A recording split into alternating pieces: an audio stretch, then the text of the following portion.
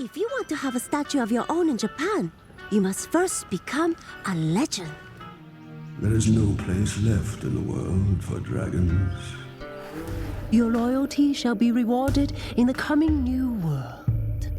Yes, Sensei. Watching Scooby Doo is a childhood pastime of mine. I was absolutely obsessed with it and owned tons of DVDs. One of my favorite movies as a kid was Scooby Doo and the Samurai Sword. I always thought this movie was fun, but even as a child, the moment that always struck me was when the twist is revealed, where suddenly the tone shifts and the main antagonist reveals their end goal.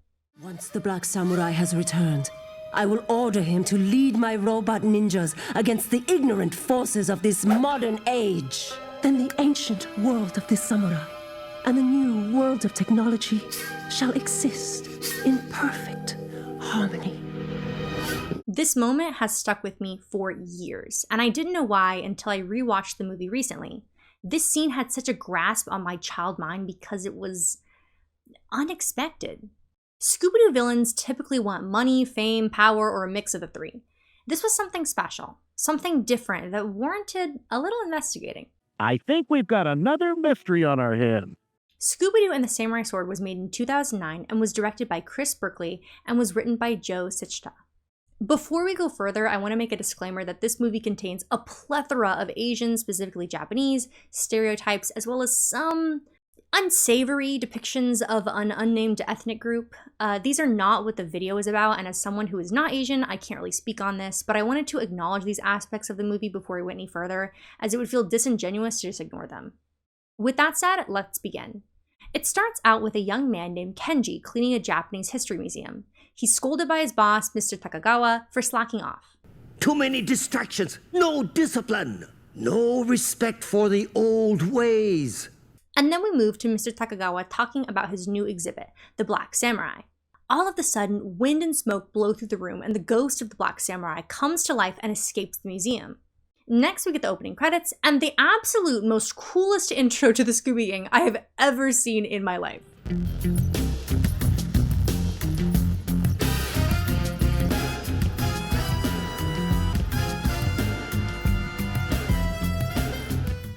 The gang meet up with Daphne's friend Miyumi by the Hachiko statue, and here we are introduced to the film's idea of a legend. A legend is typically referencing something in the past, something ancient or traditional. This talk of legends will come back later in the story. It's here that we learn that the gang is in Japan because Daphne is going to be in a martial arts tournament. Miyumi is a fellow participant and takes the gang over to her sensei's training grounds via hoverjet. On the ride there, Miyumi notes that this is the world's first fully functioning plane and says an interesting line. Here in Japan, technology is taking over everything, while many of the old traditions are fading away. At the training grounds, we meet back up with Mr. Takagawa, warning a woman named Miss Midimoto about the Black Samurai coming for an ancient scroll she keeps there. She waves him off and we learn that she's in charge of the martial arts tournament. We also meet her subordinate Sojo, who is explicitly loyal to her. The gang arrives and Daphne goes absolutely beast mode on Sojo. We're introduced to some of the other competitors and Miss Midimoto asks Daphne to provide a demonstration. Her opponent is Miyumi. The girls go absolutely insane until Miyumi takes Daphne's headband and she pulls a Velma. My hairband! I can't see!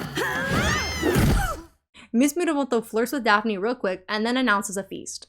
At the feast, some random ninjas appear, along with the Black Samurai's ghost, and we get a chase scene. In the end, the Black Samurai gets the scroll after an epic sword fight with Miss Midimoto, but the joke's on him because that was actually a fake, and Miss Midimoto had the real scroll hidden. Mr. Takagawa appears literally out of thin air and tells them the legend of the origin of the Black Samurai.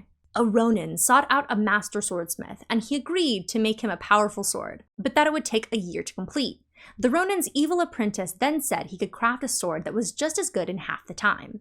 The Ronin took him up on the offer, but upon drawing the blade months later, he was flooded with the evil spirit of the Ronin's apprentice and became the Black Samurai, along with his sword being dubbed the Sword of Doom. When the master swordsmith finished his sword, he named it the Sword of Fate and gave it to a powerful green dragon. The Black Samurai and the green dragon fought, and the green dragon defeated him and trapped his soul forever within the Sword of Doom. And the story faded into legend. We also learn that the scroll contains an ancient riddle that can lead you to the Sword of Doom.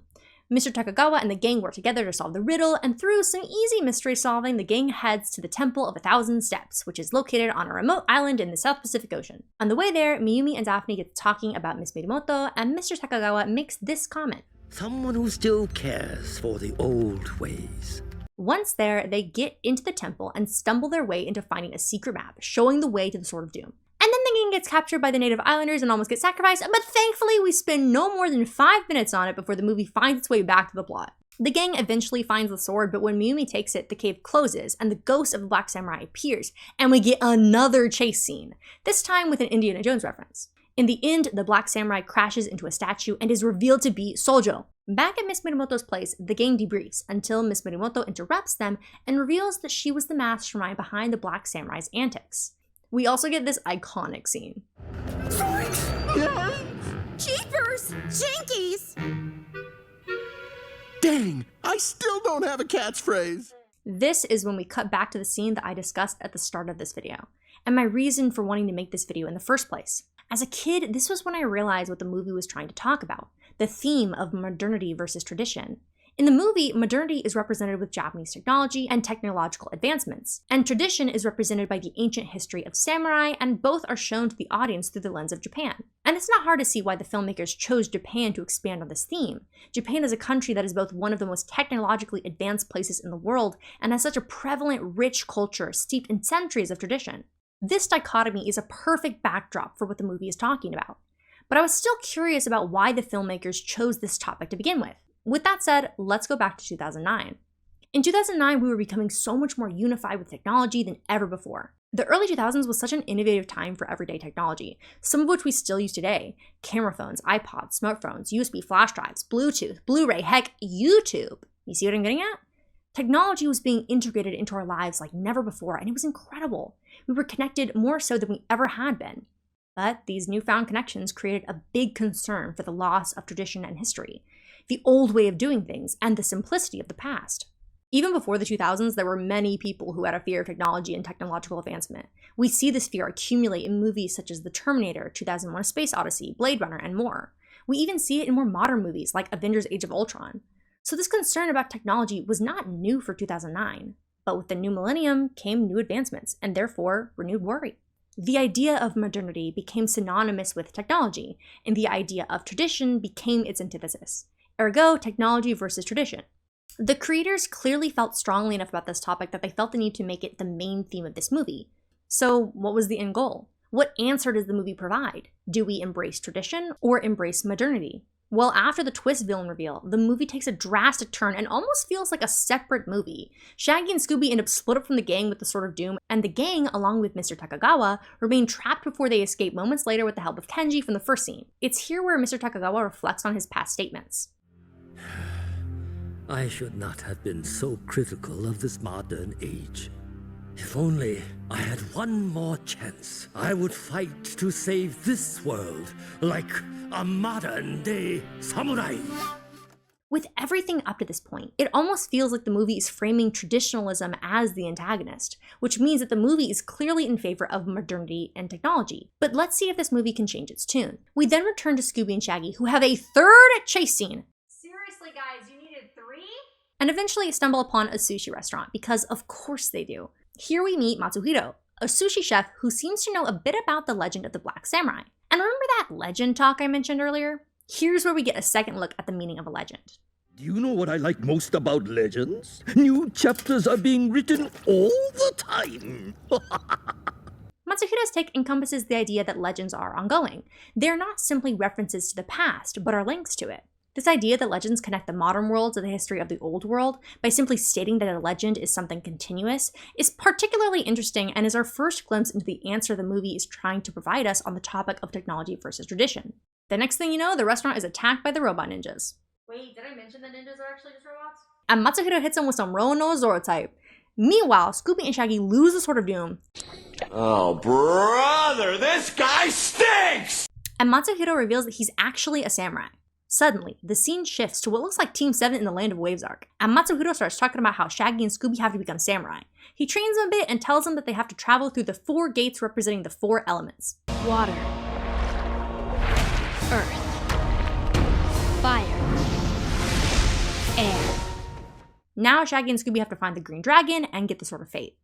In the next scene, Scooby and Shaggy pass through the Gate of Air and then fall right into another chase scene. Okay, it's not a chase scene, but it's a bunch of action scenes with minimal dialogue happening in quick succession with music playing in the background. It might as well be a chase scene! Finally, they make it to the lair of the Green Dragon and tell him how the Black Samurai is back. He replies with all the ways that shouldn't be possible, to which Shaggy replies, "That's all ancient history. Tonight, the modern world is in danger, and we need your help."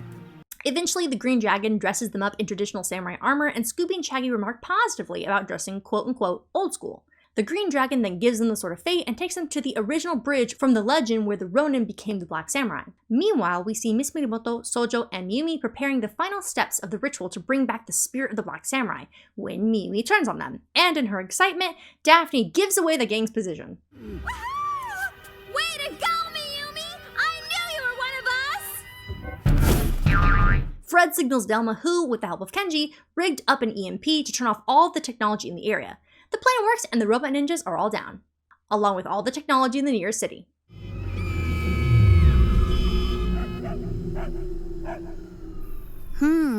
Maybe it worked a little too well. Long story short, Miss Minamoto and Sojo are able to summon the Black Samurai, and both of them get yeeted by the evil spirit because of course they do. Suddenly, Shaggy, Scooby, and the Green Dragon arrive on the scene, and the Green Dragon plants his spear inside the Sword of Fate to guide the sword from within. Scooby and Shaggy then have an epic fight with the Black Samurai until Matsuhito appears out of nowhere and gives them some advice. Shaggy is down for the count, but then Scooby locks in and defeats the Black Samurai in one hit.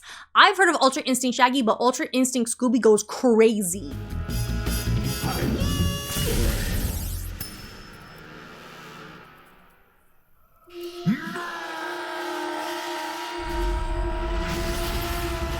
Then finally, the Black Samurai is unmasked to reveal the actual original Black Samurai, who thanks them and gives them some parting words. You are indeed samurai, and your legend shall be told forever. These words once again reiterate what Matsuhito said earlier, how the idea of a legend connects both the past and present. At the end of the movie, this point is further made by Scooby getting his own statue at Mr. Takagawa's museum, the statue being a physical reminder and connection to a legend. Now I need to figure out what it is that I do best. Then maybe someday, I will have what it takes to become a legend too. Just like you, Scooby. So, with the story done, where does Scooby-Doo leave us? The answer we get at the end of the movie is a fairly obvious one, that we must balance technology and tradition. The story emphasizes the importance of technology with the literal saving of the modern world, while reinforcing the importance of tradition through Scooby and Shaggy's trials to become samurai. The movie then connects the two themes using the idea of a legend and using the symbolism of statues to not only remember the past, aka tradition, but also as a means to show how legends are still happening in the present, aka modernity. The movie is trying to say that there is no one direction that we should go in, and that we don't have to destroy one ideal to uplift the other. We have to be cognizant of the past, our history, and tradition, while also not being fearful of progress and technological advancements. Modernity and tradition are linked, and one should not exist without the other. Instead, we should embrace both of these ideals. The fact that a Scooby-Doo movie could have such a dynamic take on technology versus tradition when it could have just went with technology bad, like every other movie covering this topic before it, is shocking and revolutionary for its time. But really, it should be expected. The Scooby-Doo franchise has had really profound lessons implanted into its media since forever. For example, teamwork is important. Having a plan is good, but if that plan doesn't work out, you need to be able to improvise. Maintaining skepticism while also keeping an open mind is pivotal to be able to learn and grow. Femininity is a strength and doesn't make you any less capable than others. Bravery is not the absence of fear, it's about taking action despite your fear. Everyone has their own strengths, even if they go unseen. And most importantly, the horrific monsters we may see in our everyday lives are simply just other human beings. So maybe the title of this video is wrong. Maybe Scooby-Doo being deep shouldn't be all that surprising.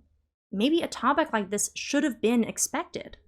In a vast sea of brain rot, AI, and internet cruelty, technological modernity feels scarier than ever. And I've been seeing more and more people talk about this and how the internet feels worse and worse every day.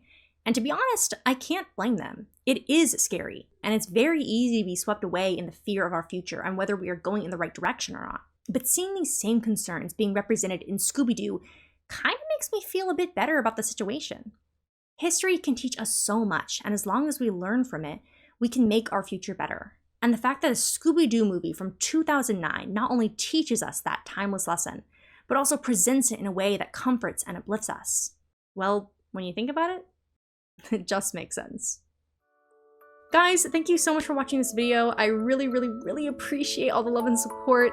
I hope you guys enjoyed this. I kind of tried to do like another, video essay, video analysis kind of video. I do all the work on these videos myself. I record, write, edit, I do everything all myself, and I don't get paid for it. So by liking, commenting, and subscribing, you really do help this video be pushed out for more people to see, and I would really appreciate it.